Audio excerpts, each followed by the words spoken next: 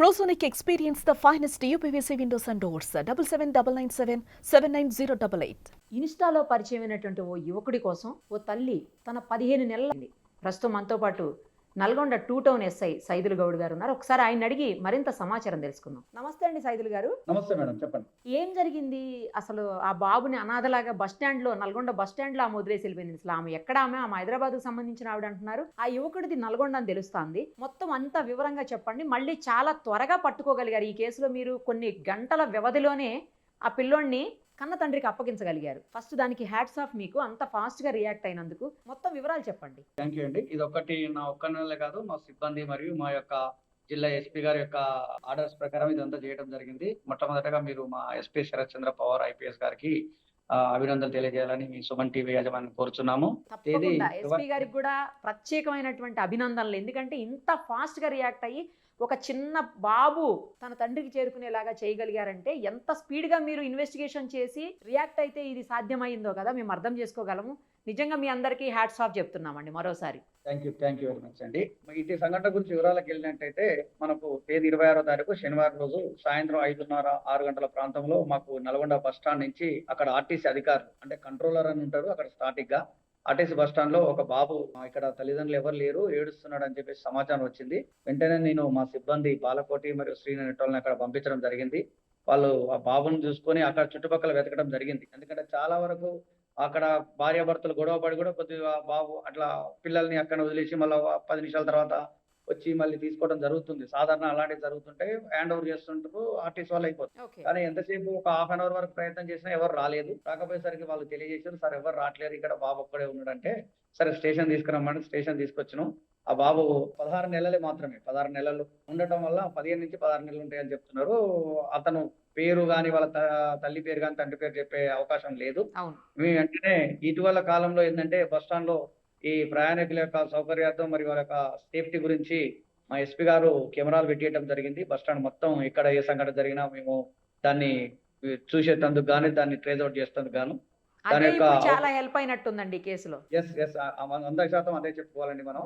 ఎందుకంటే ఆ కెమెరాలు ఉండటం అంటే ఆ బాబుని ఎవరైతే ఎక్కడ వదిలిపెట్టడం జరిగిందో అని మేము పోయి అక్కడ సీసీ కెమెరాలు ఓపెన్ చేసినాం. అక్కడ స్టేషన్ మేనేజర్ గారు మేము మా సిబ్బంది అందరూ ఓపెన్ చేస్తే ఈ బాబు వచ్చిన ప్లాట్ఫారం మీద ఒక లేడీ, ఒక వివాహిత ఈ బాబును కూర్చోబెట్టుకొని అక్కడ వదిలేసి వెళ్ళినట్టుగా మేము దాన్ని గుర్తించడం జరిగింది. ఆ లేడీ ఎక్కడికి వెళ్ళిందని చెప్పేసి మాకు బస్ స్టాండ్ బయటికి వెళ్ళే క్రమంలో కూడా ఎవరు ఎగ్జిట్ ఎవరు ఎంట్రీ అవుతున్నాయో కూడా కెమెరాలు కవర్ అయ్యేటట్టు అన్ని అమర్చుకున్నాం. దాని ప్రకారం మేము ఎగ్జిట్ అయిపోయే కాలంలో ఎటుపోతుందని మేము గమనిస్తే ఒక యువకుడి బైక్ మీద ఎక్కిపోతున్నట్టు మేము గుర్తించగలిగినాం. అదే చూసుకుంటూ పోయిన క్రమంలో ఒక బైక్ నెంబర్ కూడా మాకు లక్కీలీ ట్రేస్ అవుట్ అయింది. చాలా వరకు కెమెరాల్లో ఏంటంటే మనకు నెంబర్స్ రావు, అప్పుడు కొంచెం కాంప్లికేట్ అవుతుంది, కొంచెం మళ్ళీ మన యొక్క ప్రొసీజర్ డిలే అయ్యే అవకాశం ఉంటుంది. కానీ మనకి దీంట్లో లక్కీలీ ఏంటంటే ఇంకో కెమెరాలో బైక్ నెంబర్ కూడా మనకు ట్రేస్ అవుట్ అయింది. ఆ ట్రేస్ అవుట్ అయిన బైక్ నెంబర్ ద్వారా మాకున్న టెక్నాలజీ ప్రకారం మేము ఆ నెంబరు ఫోన్ నెంబర్ ఏది లింక్ ఉందో బైక్ నెంబర్ ఎవరి పేరు మీద రిజిస్ట్రేషన్ ఉందో దాని నెంబర్ లింక్ ఏందో తీసుకోగలిగినాం. తీసుకొని అతను కాంటాక్ట్ చేసినట్లయితే అతను ఇది నాదే బైక్ సార్, మా ఫ్రెండ్ అని ఒక అబ్బాయి తీసుకెళ్ళిండు అని చెప్పడం జరిగింది. ఆ ఫ్రెండ్ నెంబర్ ఏమైనా ఇవ్వమంటే ఇచ్చాడు. ఒకవేళ ఆ అబ్బాయికి ఎవరైతే ఆ యువకుడికి మేము ఫోన్ చేస్తే అప్రమవుతాడు అని చెప్పేసి మా పోలీస్ శాఖకు ఉన్న టెక్నికల్ సపోర్ట్ తోని మేము అతను ఉన్న లొకేషన్ ని గుర్తించడం జరిగింది. ఆ లొకేషన్ లోకి నేను మా సిబ్బంది వెళ్ళినట్టయితే ఆ బాబుతో సహా ఈ ఎంటైర్ ప్రొసీజర్ లో మేము ఆ బాబును కూడా మాతో పాటు మా పోలీసు వ్యాన్ లోనే కూర్చోవడం జరిగింది. కూర్చోబెట్టుకొని చేసినాం. ఆడికి పోయేసరికి వాళ్ళు మాకు ఒక 1.5 hours 2 hours 8:30 అంటే 6 ఈ సంఘటన మా నోటీస్కి వస్తే మేము 9 వరకల్లా అబ్బాయిని వాళ్ళ అబ్బాయి యొక్క తల్లిని మరి ఆ తీసుకెళ్లిన యువకుని ట్రేస్ అవుట్ చేయగలిగినాం. ఒక రూమ్ లో ఉండటం చూసి ఆ బాబు సదరు యువతను వివాహితం చూసి మమ్మీ అని ఏడవడం జరుగుతుంది. కానీ తను మాత్రం నాకేం తెలియదు అన్నట్టే చూస్తుంటం జరిగింది. అప్పటికి కూడా ఏం తెలియదు అన్నట్టే ఉందా అండి? బాబు నాకు సంబంధం లేదన్నట్టు ఫీలింగ్స్ తో ఎక్స్ప్రెషన్ ఉంది మా దగ్గర. లేదండి అని అప్పుడు మళ్ళీ ఆమెను మాతో పాటు మా ఉమెన్ సిబ్బందితో సహా తీసుకొచ్చిన పోలీస్ స్టేషన్ తీసుకొస్తే అప్పుడు ఒప్పుకోవడం జరిగింది. ఆమె తను మా బాబాయ్ సార్ ఇట్లా జరిగింది, మిస్టేక్ లో చేసిన అని చెప్పడం. ఇది ఏ విధంగా జరిగిందని మేము వివరాలు ఇంకా లోతుగా వెళ్ళినట్టయితే ఇప్పుడు ఆ సదరు యువకునికి ఈ వివాహిత 6 నెలల నుంచి ఇన్స్టాగ్రామ్ ద్వారా పరిచయం ఏర్పడడం జరిగింది. వీళ్ళిద్దరికి ఇన్స్టాగ్రామ్ లో చాటింగ్ చేసుకోవడం అట్లా జరిగింది. తను ఇన్స్టాగ్రామ్ ద్వారా నేను వస్తాను నిన్ను కలుస్తా అని చెప్పేసి ఆ వివాహిత యువకుడు చెప్పగా యువకుడు కూడా సరే రమ్మని చెప్పినాడు. ఆమె హైదరాబాద్లోని ఎంజీఎస్ లో బస్ ఎక్కి ఈ నల్గొండ బస్ స్టాండ్ లో దిగడం జరిగింది. దిగి ఒక హాఫ్ అన్ అవర్ దాకా బస్ స్టాండ్ లోనే ఉండి ఆ బాబుని చిన్నగా ఆ బాబు తినే అట్లాంటి పాప్కార్న్ అలాంటివి కొనిచ్చి అతనికి మాయ అన్ని మాటలు అంటే అతని యొక్క దృష్టిని మలిచి ఆ బాబుని చిన్నగా ఈమె తప్పించుకొని ఆ యువకుడితో వెళ్ళటం జరిగింది. ఈ బాబుని ఇక్కడ వదిలేసిన విషయం మాత్రం మా విచారణలో తేలింది ఏంటంటే ఈ బాబుని యువతి ఇక్కడ వివాహిత ఎవరైతే ఉన్నారో ఆమె ఇక్కడ వదిలిపెట్టిన విషయం మాత్రం ఆ యువకుడికి తెలియదు. ఈమెనైతే ఎవరైనా తీసుకెళ్ళి ఆ యువకుడికి తెలియదు. ఓకే. అతను కూడా మా విచారణలో తేలింది ఏంటంటే ఆ యువకుడు తెలియదు, ఇక్కడ వదిలేసి వెళ్ళిపోయింది అంతే. సరే తను ఒక్కడే వచ్చినని చెప్పేసి అతను కూడా ఆమెను పికప్ చేసుకొని వెళ్ళడం జరిగింది. ఈ ఎంటైర్ సంఘటన ఎమ్మటనే ఆ రోజు నైట్ బాబుని తీసుకొచ్చేసి ఈ వివాహితం అంటే బాబుకు రక్షణ ఉంటుందని మాకు కొంచెం అనుమానం వచ్చి ఆ బాబుని తీసుకెళ్లి మేము శిశుగృహ మా జిల్లా హెడ్ క్వార్టర్లో నల్గొండ జిల్లా కేంద్రంలో శిశుగృహ ఉంటుంది. ఆ శిశుగృహలో ఆ పిల్లగాన్ని సంరక్షణగా ఉంచడం జరిగింది ఆయాల సమక్షంలో. అదే రోజు నైట్ 10 గంటలకు నేనే పర్సనల్ గా వాళ్ళ ఫాదర్ కు నెంబర్ తీసుకొని ఫోన్ చేయటం అతనికి ఫోన్ చేయడం జరిగింది. వాళ్ళు స్పందించి సార్ మేము నైట్ రాలేము, ఎర్లీ మార్నింగ్ వస్తుంటే ఇబ్బంది ఏం లేదు, ఎర్లీ మార్నింగ్ రండి, మీ అబ్బాయి సేఫ్టీగానే ఉంటాడు, నైట్ వరకు శిశుగృహాలు ఉండాలని చెప్పడం జరిగింది. వాళ్ళు మార్నింగ్ వాళ్ళ కుటుంబ సభ్యులు వాళ్ళ అబ్బాయి ఫాదర్ అందరు రాగానే శిశుగృహం తీసుకొచ్చి వాళ్ళ తల్లిదండ్రులకు అప్పగించడం జరిగింది.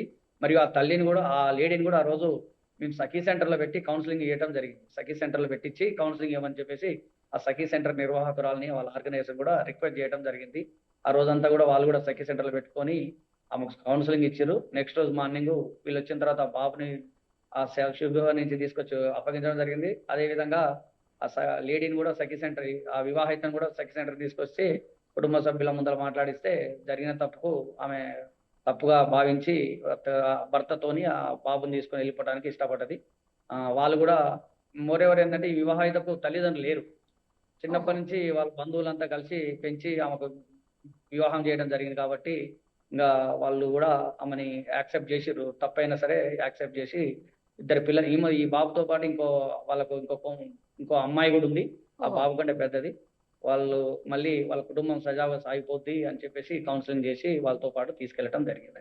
ఈమెది ఎక్కడండి అసలు? వీళ్ళది యాక్చువల్ వచ్చేసి గజ్వేల్ అండి, గజ్వేల్ మన సిద్దిపేట జిల్లా గజ్వేల్. మరి హైదరాబాద్ నుంచి వచ్చింది అంటున్నారు కదా, హైదరాబాద్ లో ఉంటున్నారా ప్రస్తుతానికి వాళ్ళు? లేదండి, అంటే కొన్ని రోజులు మాత్రం హైదరాబాద్ లో ఉన్నారు.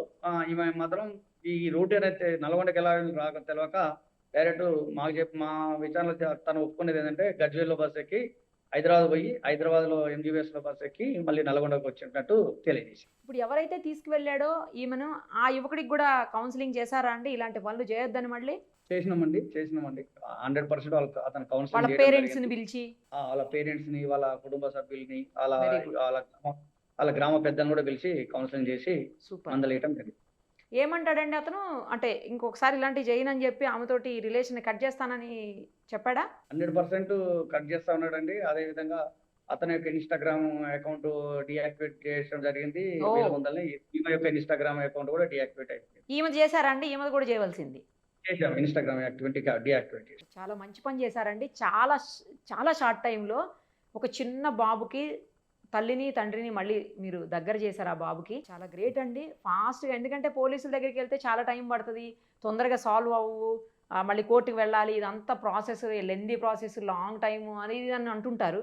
బట్ అందుకు భిన్నంగా మీరు వెరీ షార్ట్ పీరియడ్లో చాలా మంచి పని చేశారండి.